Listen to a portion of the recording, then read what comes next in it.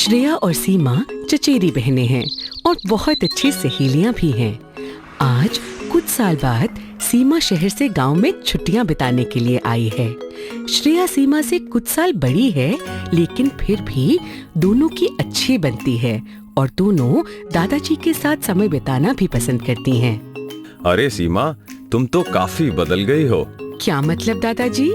तुम्हारा कद कितना बढ़ गया है। और तुम शहर जाने के बाद दुबली पतली भी हो गई हो। क्या वह अच्छा खाने को नहीं मिलता?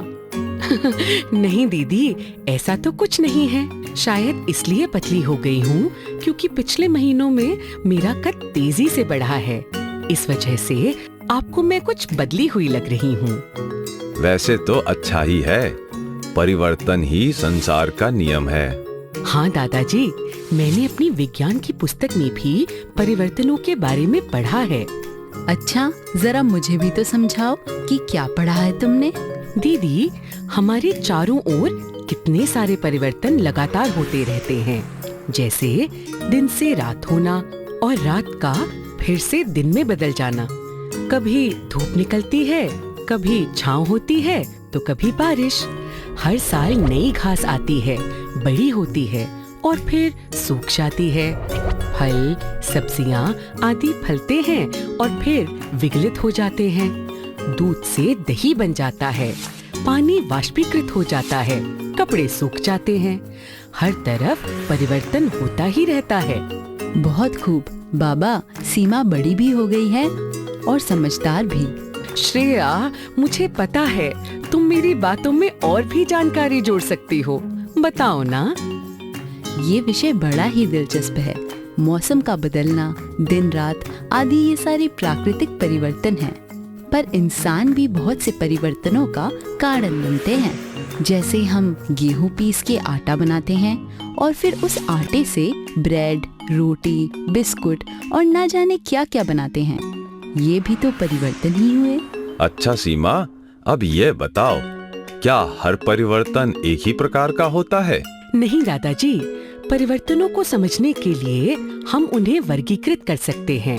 प्राकृतिक परिवर्तन और मानव द्वारा किए गए परिवर्तन। इसके अलावा हम दो मुख्य प्रकार के परिवर्तनों पर चर्चा कर सकते हैं। कौन कौन से प्रकार सीमा? दीदी, कुछ परिवर्तन ऐसे होते हैं जिन्हें आसानी से उत्क्रमित किया जा सकता है या पलटा जा सकता है। कोई उदाहरण देकर समझाओ। दीदी, पहले एक सवाल का जवाब दो। अगर मैं पानी उबालकर उसे ढक दूं, तो क्या होगा? पहले पानी गर्म होकर भाप में बदल जाएगा, फिर भाप ढक्कन से टकराकर ठंडी होकर पानी में बदल जाएगी। इसका मतलब पानी गर्म करने पर भाप बन जाता है और भाप ठंडी होते ही वापस पानी बन जाती है। इसलिए पानी का भाप बनना एक ऐसे परिवर्तन का उदाहरण है जो उत्क्रमित हो सकता है। देखो, मैं इस चादर की तह बना सकती हूँ, फिर इसे बिछा भी सकती हूँ और फिर दोबारा तह बना सकती हूँ। तो ये भी उत्क्रमित हो सकने वाला परिवर्तन हुआ। बहुत खूब सीमा। और अगर इस चादर को हम कैंची से काट दे तो यह उत्क्रमित नहीं होगा। इसी प्रकार किसी सब्जी को अगर तल दे तो वो भी वापस पहले जैसी नहीं हो सकती। और तुम जो लंबी हो गई हो, यह भी उत्क्रमित ना हो सकने वाला परिवर्तन हुआ। पर तुम वापस मोटी हो सकती हो और फिर से पतली भी हो सकती हो, तो ये उत्क्रमित हो सकने वाला परिवर्तन हुआ। आप बिल्कुल ठीक कह रहे हैं दादाजी। कई बार हम परिवर्तन करने के लिए कई चीजों का मिश्रण भी करते हैं। जैसे हम पीला और नीला रंग मिलाकर हरा रंग बना लेते हैं, या फिर तांबे और टिन को मिलाकर कांसे जैसी मिश्र धातु बना लेते हैं। बहुत खूब, तुम दोनों को परिवर्तन की अच्छी समझ है। चलो, अब जो ये वीडियो देख रहे हैं उनके साथ मिलकर एक खेल खेलते हैं। मैं कुछ परिवर्तन के नाम बोलूंगा और आपको बताना है कि क्या ये परिवर्तन उत्क्रमित किए जा सकते हैं या नहीं। कच्चे अंडे से उबला हुआ अंडा।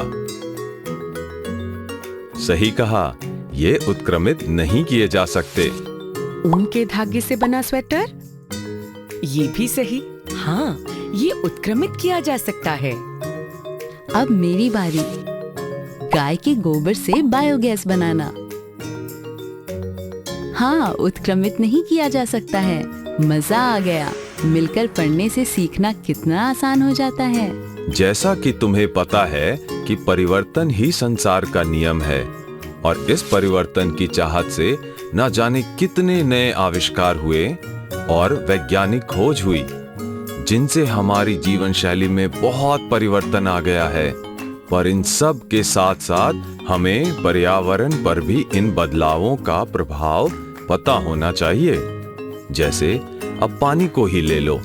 इंसान की जरूरत से ज्यादा पानी के लालच की वजह से पर्यावरण खतरे में आ गया है। वनों की कटाई और जलवायु में परिवर्तन आदि की वजह से जीवन संकट में पड़ रहा है। हाँ, इस बारे में मैंने टीवी पर भी काफी चर्चा देखी है और ये भी कि पेड़ पौधे इस परिवर्तन को कम करने में हमारी मदद करते हैं। दादाजी, क्यों ना हम अपने गांव में आज कुछ पौधे लगाएं?